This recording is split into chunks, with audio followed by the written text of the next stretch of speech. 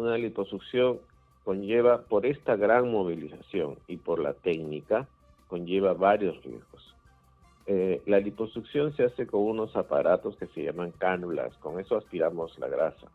La cánula, para que nos escuche tus oyentes, es una especie de palito de tejer o una especie de aguja muy larga de entre 25 a 35 centímetros más o menos, o sea, como una regla escolar, de un calibre de 0.5 centímetros, o sea, muy delgadita, pero en la punta, esta aguja larga, en la punta es Roma, no Inca. Sin embargo, por sus características de que es larga y que tiene punta, podría perforar. Y ese es un riesgo, que haya perforación de algún órgano. La cánula viaja entre la piel y los músculos, o sea, a nivel de la grasa. Y eso es lo que aspiramos, la grasa. Pero por una angulación, o sea, porque cambia el ángulo de la cánula, podría penetrar en algún órgano, y eso es una emergencia que debe ser resuelta de inmediato. Puede haber una perforación de intestinos, puede haber una perforación de un órgano, como ya ha sucedido en casos anteriores. Ese es un riesgo. El otro riesgo es que haya mucha salida de grasa y eso conlleve la mucha salida de sangre, y hay algo que se llama shock hipovolémico o pérdida de sangre, para que los entiendan. Si hay mucha pérdida de sangre, esa sangre debe ser repuesta. O sea, hay una hemorragia masiva, y debe ser repuesta. Ese es otro riesgo. Otro riesgo es... Exitosa. Previo a la cirugía están poniendo la anestesia. En ese momento de la anestesia, aun cuando el paciente dijo que no era alérgico a nada, es alérgico a alguno de los componentes que se usan para poner anestesia. Pero el paciente no dijo nada. Doctor, ese paciente nunca fue alérgico. Sin embargo, las alergias son así, se pueden presentar de repente. Ese es otro riesgo y debe ser resuelto en ese momento por los médicos que están presentes, en ese caso el anestesiólogo. Otro riesgo, un shock, se llama shock anafiláctico, y también es un riesgo grande. Otro riesgo es que no pasó que era alérgico a algún componente de la anestesia. Pasa que simplemente la anestesia fue un poco calculada de más para él, o para ese paciente, o era sensible especialmente a esa anestesia. O sea, una intoxicación por alguno de los anestésicos. Entonces, también es algo que debe ser evaluado en ese momento, porque todos estos cosas de riesgo hacen que el paciente entre en un shock cardiorrespiratorio, en un paro cardiorrespiratorio, y haya un alto riesgo de fallecimiento. Voy a conversar con el cirujano plástico de la Sociedad Peruana de Cirugía Plástica, el doctor Carlos Calvo, a propósito de esta muerte en el Hospital de la Policía Nacional del Perú, una mujer que terminó lamentablemente sin vida tras realizarse una liposucción. Doctor Calvo, Alberto Calvo, perdón, el doctor Alberto Calvo. Doctor Calvo, ¿cómo está usted? Muy buenos días, bienvenido a Exitosa. Buenos días. Sí, soy el cirujano plástico Alberto Calvo, pertenezco a la Sociedad de Cirugía Plástica, pero no estoy hablando a nombre de ella. Correcto, perfecto, correcto. Es buena la aclaración, doctor Calvo. Bueno, nos ha llamado la atención desde el día de ayer, bueno, en los últimos 2 días, este tema de la muerte de esta mujer en el Hospital de la Policía Nacional del Perú. Y claro, lo que todo el mundo se pregunta es, el Hospital de la Policía Nacional del Perú brindando un servicio de cirugía estética. ¿Eso es posible, doctor Calvo?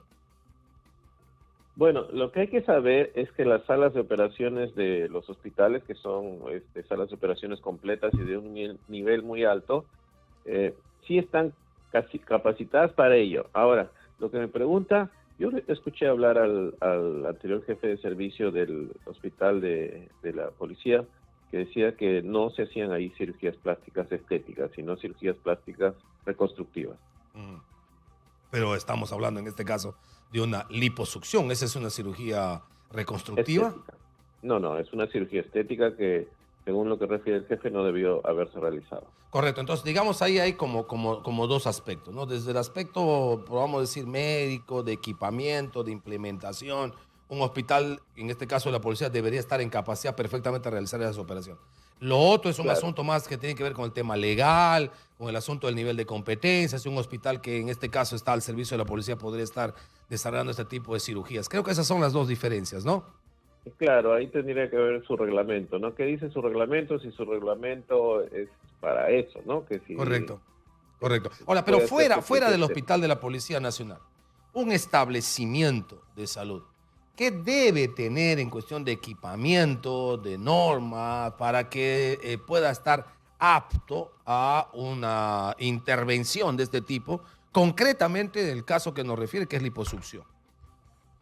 Bueno, los hospitales del MINSA o de las fuerzas policiales o de las fuerzas armadas son hospitales generales, entonces están capacitados para hacer cirugías de alta resolución. Entonces, yo no diría que no tiene todo lo que debe tener, resucitadores, sala de operaciones con equipamiento completo, que debe estar presente aparte del cirujano especialista, debe estar un cirujano ayudante para que asista a la operación, debe haber anestesiólogo o anestesióloga presente, además del equipamiento técnico de enfermeras y enfermeras técnicas para que asistan. El personal debe estar completo y los aparatos, que son muy importantes cuando uno opera, deben estar presentes. Ok. ¿Eso incluye necesariamente ya una unidad de cuidados intensivos en lo que usted nos ha dicho o debe estar cerca o dentro del establecimiento una unidad de cuidados intensivos por si acaso haya algún tipo de dificultad, de problemas o de riesgo Claro, que se pueda claro. generar? Ahí hay un problema con la ley peruana que en algunos que no exige unidades de cuidados intensivos para poder operar. Pero, Exitosa. pero un hospital de ese tamaño debería haber o debe haber, y supongo que habrá una unidad de cuidados intensivos, no cerca, ¿no? Sino dentro del mismo establecimiento. Ya, pero lo que usted nos dice es que en la normativa, en la parte legal, no hay una obligatoriedad para que en un centro donde se haga, por ejemplo, liposucción, haya la obligatoriedad de tener una unidad de cuidados intensivos. Así es, así es. Pero estamos hablando de centros de menor resolución, no un hospital. Sí, claro. Por ejemplo, una clínica especializada solo en cirugía estética o una clínica más pequeña, de estancia, le dicen de estancia no permanente o de cirugías de día, o sea, operaciones que no necesitan hospitalización. ¿Y la liposucción es una intervención que tiene un mayor riesgo que otras en el ámbito de las cirugías estéticas? Claro, es una cirugía grande en que hay una gran movilización, es una cirugía completa, hay gran movilización de tejidos. Tejidos nos referimos al tejido graso, o sea, liposucción, aspiración de grasa. Aspiramos 2, 3, 4, 5 litros de grasa. Cuando aspiramos grasa no es que sale la grasa sola, sale con más o menos un 10 o 20% de repente de la técnica usada de sangre. Entonces hay gran movilización de grasa y tejido. Y cuando movilizamos esto, en el cuerpo pasan muchas cosas. En el medio, reacciones químicas que hacen que el paciente tenga que ser severamente cuidado por el anestesiólogo y el cirujano. Y esto se puede hacer en un centro que se llama eso que usted nos acaba de decir recién, que no es de alta resolución, de estancia corta. ¿Sí se puede hacer una liposucción ahí? Legalmente, digo. ¿Ah? Legalmente, si son ambulatorias, o sea, no es una lipoescultura corporal completa, sino una liposucción que le decimos regional, solo una parte del cuerpo. Ok. Y normalmente, según la clínica, ¿cuáles son, digamos, los riesgos que puede generar una liposucción? Y que en todo caso, ¿cuáles son, cuando se han dado, las causas de muerte? Una liposucción conlleva, por esta gran movilización y por la técnica, conlleva varios riesgos. La liposucción se hace con unos aparatos que se llaman cánulas, con eso aspiramos la grasa.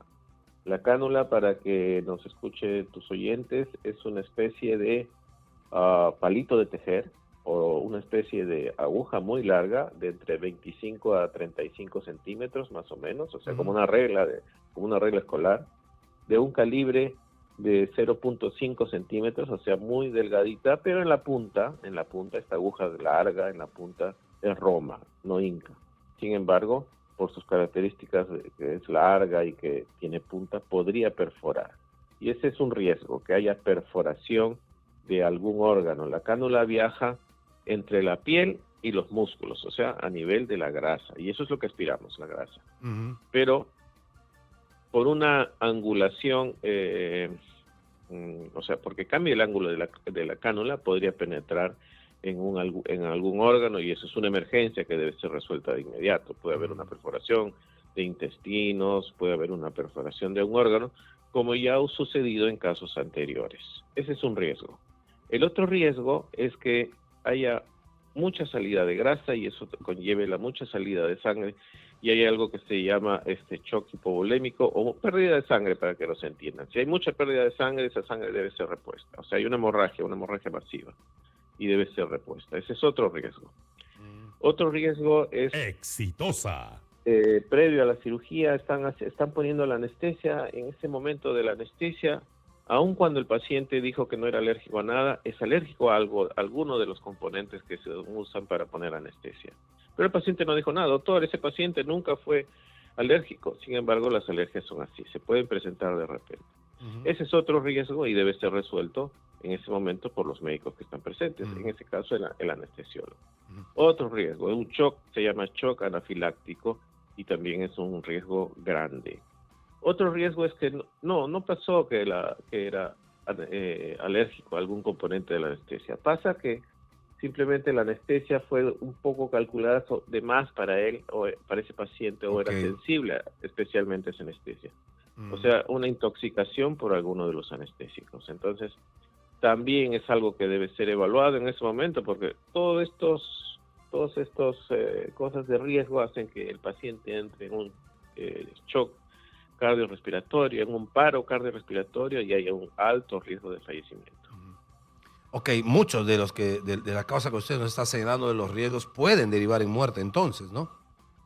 Claro que sí, todos los que hemos referido, todos pueden derivar en el fallecimiento de la persona. Y eso incluso habiendo, me parece que como condición previa obligatoria, tenido el paciente una evaluación quirúrgica, de riesgo quirúrgico, que le puede dar más o menos cuál es el estado de salud y si es que está apto para esta operación, ¿no? Claro, es que el riesgo quirúrgico evalúa eso, el riesgo. El riesgo quiere decir que algo te puede pasar. Ese es un riesgo, es el riesgo que evalúan las compañías de seguros, el riesgo de salir a la calle y que me atropellen, es un riesgo que está implícito por los eventos. Hay un riesgo implícito por la cirugía. Si te sometes a una cirugía, estás en riesgo. El cardiólogo te evalúa, el cardiólogo dentro de estos riesgos quirúrgicos, te evalúa y te califica con un riesgo del 0 al 4, del 1 al 4.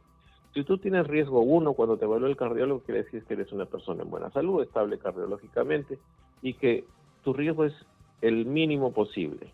Si estás con riesgo 2, riesgo 3, riesgo 4, ese riesgo se va multiplicando. Correcto. Otra de las cosas que evalúa el riesgo son tus exámenes. Si tus exámenes de sangre están ok, quiere decir que estás en buena salud, tu examen de orina no marca nada, no tienes riesgo de infección, estás con el riesgo más bajo. Sin embargo, existe el riesgo.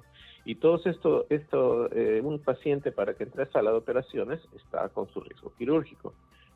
El riesgo quirúrgico no es un salvoconducto, sino previene al cirujano y al paciente que está en las mejores condiciones posibles para entrar a sala y que los riesgos a que se somete son mínimos. Pero, como te digo, el riesgo de la cirugía es implícito. Correcto, muy bien. Ha sido muy gentil por habernos declarado, doctor Alberto Calvo. Que tenga usted muy buen día. Un gusto saludarle. Gracias, muchas gracias. Ha sido el doctor Alberto Calvo, cirujano plástico, forma parte de la Sociedad Peruana de Cirugía Plástica y habló como profesional absolutamente independiente y conocedor, por supuesto, de su labor.